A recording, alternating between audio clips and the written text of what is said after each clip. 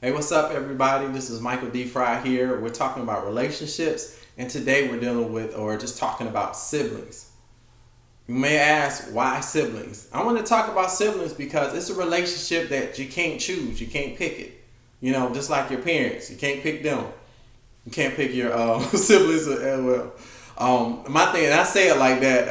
I had great parents. I had a great brother, and things like that. So I can't really understand how other people they may have siblings and they hate their siblings, or they don't want to talk to them, and they have no kind of relationship. It's not my experience, and I understand different things happen between people that they may not want to have any dealings with them, or they don't talk to them. Sometimes it's things that seem that are out of their control, you know.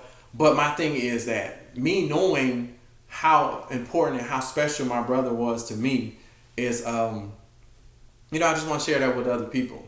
And I think the purpose for the relationship, just like our parents, a lot of generational anointings, a lot of things happen and come down and they're passed down to us. I believe our siblings teach us how to love or play with one another. You know how people say they don't play nicely and things like that. When you learn with another sibling, you learn how to share, you learn how to protect one another, you know how to speak up for somebody or defend and different things like that. And I think having a sibling prepares us for life, or prepares us for just the body of Christ and just fighting a good fight. We can't, just like that too, being saved, being a Christian, like we don't choose who's our brothers and sisters. If they're in Christ, they're our brothers and sisters. We don't choose. So you have to find a way to relate with them, or have better dealing or successful relationships with them. And that's what we're talking about in all these series, is just having successful relationships. You have to have relationships in order to really do what God has called you to do. And as we're talking about siblings, I heard a proverb, or in Proverbs 17, it talks about a brother is born for times of adversity. Now, granted, when I was younger, I thought that meant that my brother was born to get on my nerves. I really did.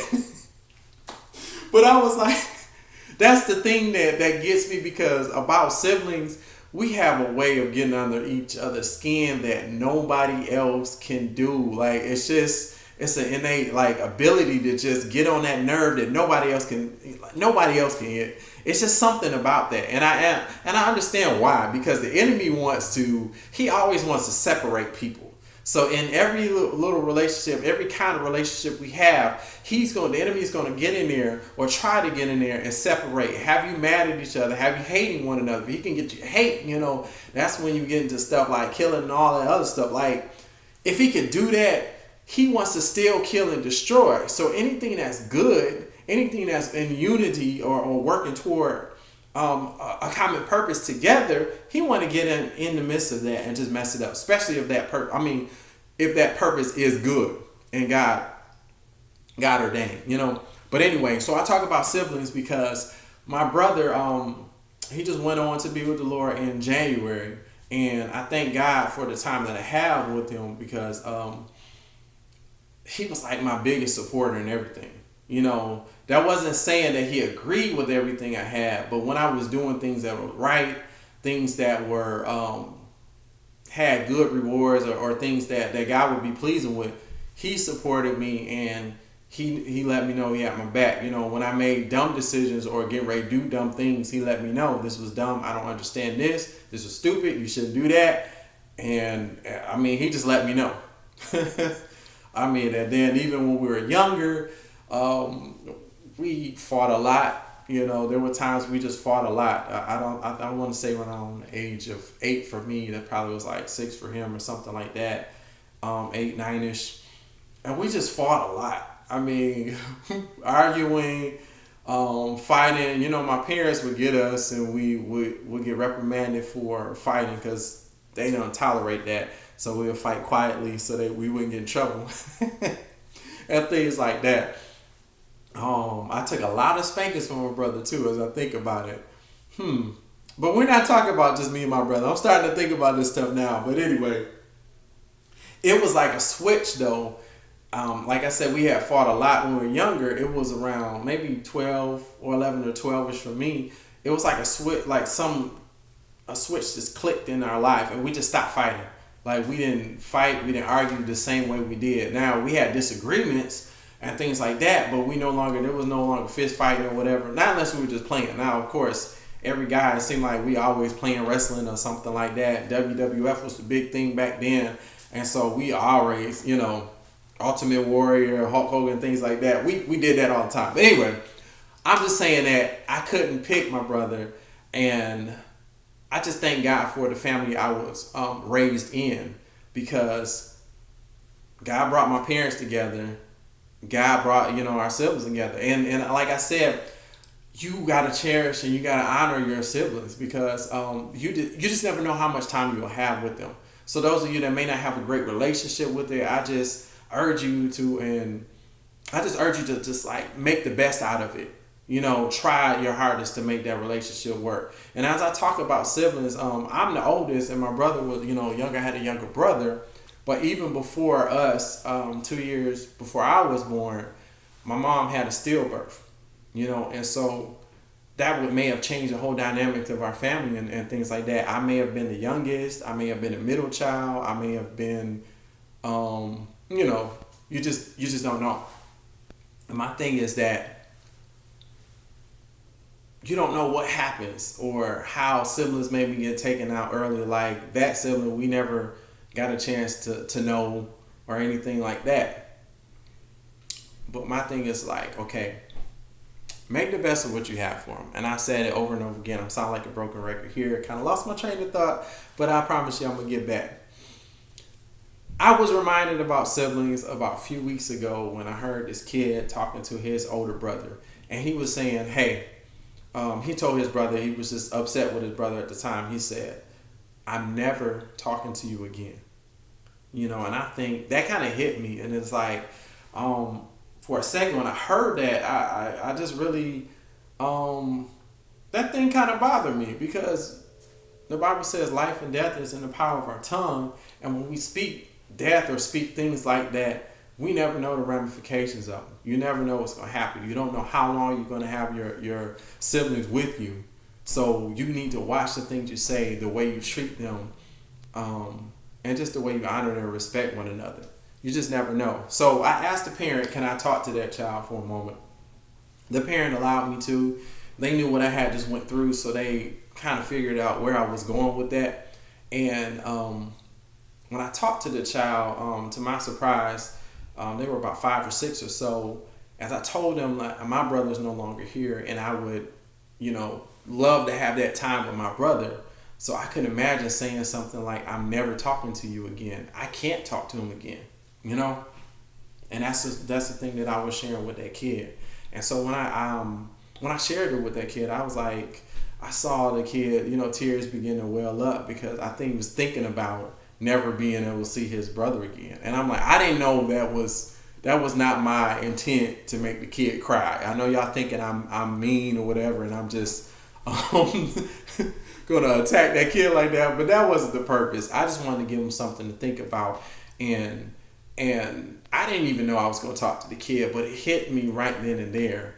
And that's what I'm now just starting to do too. When the Lord hits me with things to say or do, just act on it. Don't hold it, because you never know what effect you may have on people, And that's when I would say, talk about my brother, the effect and the impact that he had on my life. A great man and a great father to his daughter and things like that. And yeah, I thought, he's gone from us soon. And I was hoping, he'd get to see my kids grow up and things like that, things that he can't see. However, we had the best relationship. There was things, were we perfect? Absolutely not. Did we treat each other all the time like we were supposed to? Absolutely not. And I know I said some dumb things. He said some dumb things, and that's that. But what I will say is that his last moments here on earth, I got to talk with him or text him when I wasn't around him, and I had a great relationship with my brother, and so there was no regrets. And so I'm just saying that to share with others. Have no regrets in your relationships. Even if you're not speaking to your siblings or you can't stand them or things like that, I urge you, like, work on that. I see today their siblings, they can't celebrate one another. I don't, whether it's from what their parents did or other people did or society, it's like they can't celebrate one another. My thing is like, well, my brother and I, there wasn't that jealousy or that envious thing, and maybe in times of our life there may have been there. I don't know.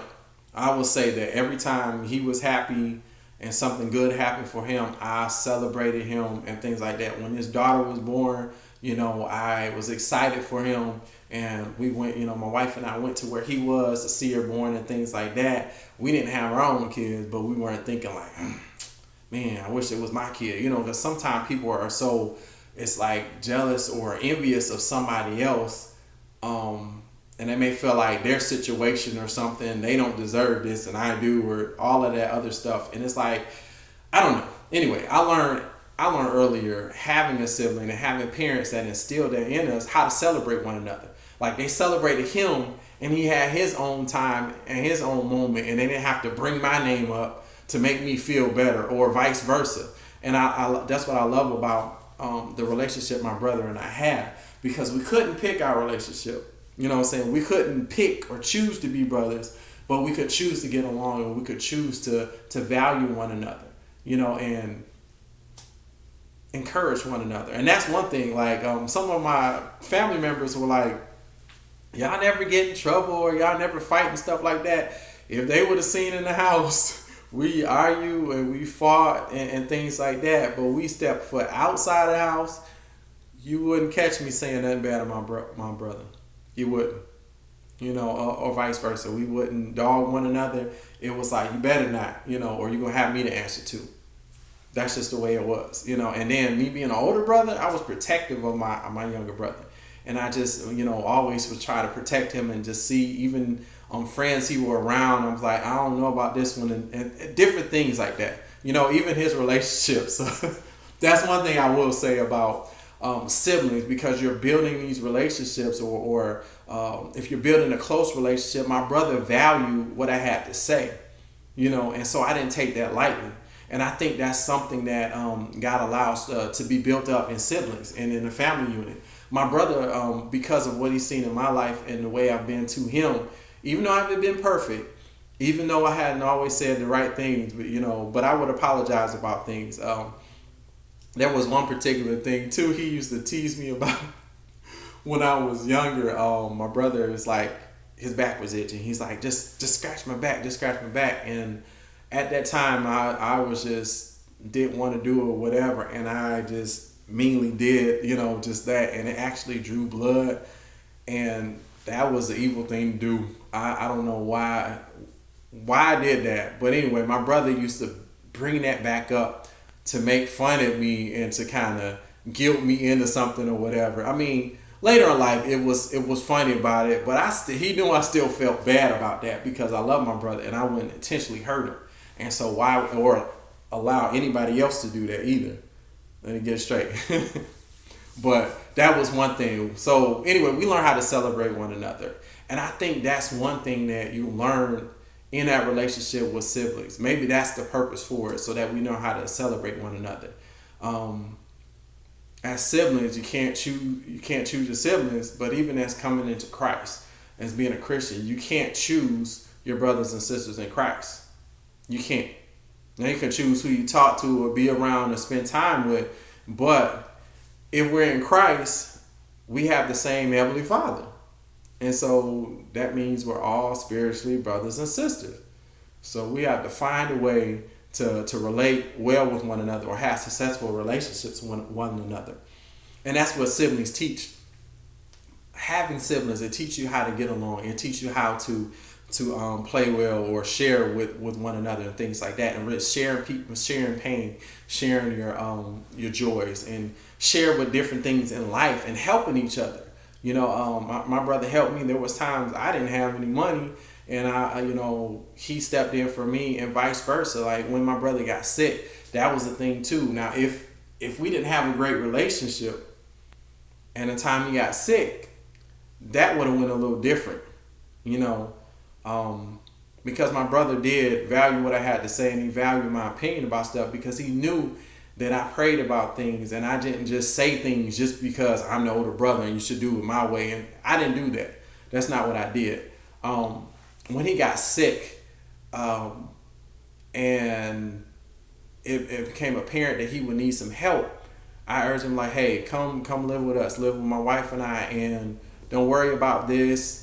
I know you're used to working and taking care of your daughter, and we prepared to have even a space for his daughter and things like that. But his daughter went with the mother.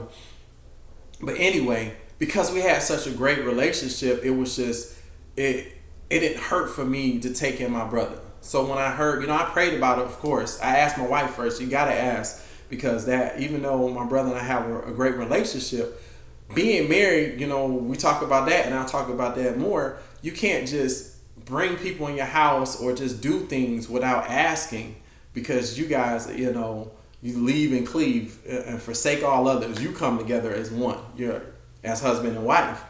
So my brother had to move in with us, and it was something that I never thought would happen. Even though I love my brother was a little messy and a little junky. So I was like, I would never be able to live with my brother again. And I was like, that's just what I saw. I was like, that would never happen. And then so when it happened, I knew that he needed to be with us. Let me tell you why.